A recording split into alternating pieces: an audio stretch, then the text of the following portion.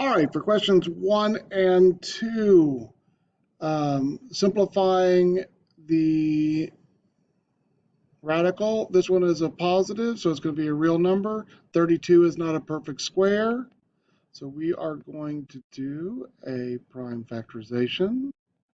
So 2 and 16. Now, notice that that 16 is a perfect square. So we could stop right there and go 2 square roots of 16. Remembering that we're going to do plus and minus. And plus and minus 2 times 4. Oh, sorry. Square roots of 2. Sorry.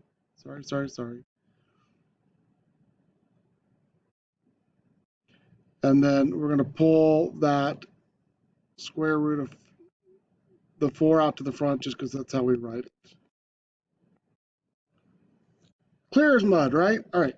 So I noticed that that was a perfect square, so I just stopped right there and found the square root of it. Okay. But the complete way, if you don't notice that, 8, 2, 4, 2, 2. All right, so I have 1, 2, 3, 4, 5 2s.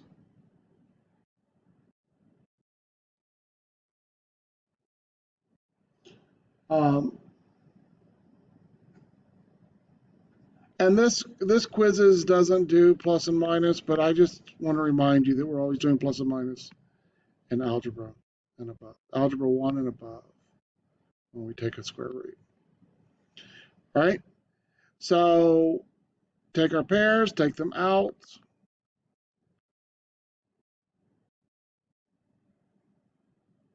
Simplify any multiplications inside or outside of the radical.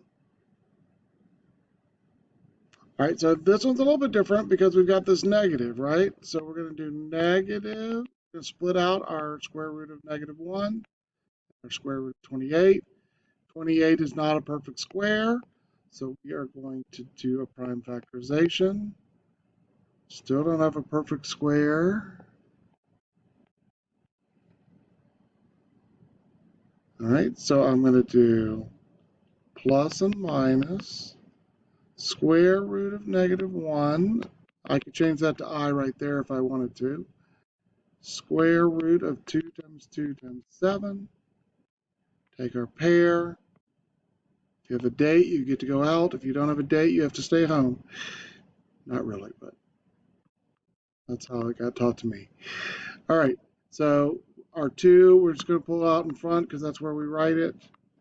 I square roots of 7.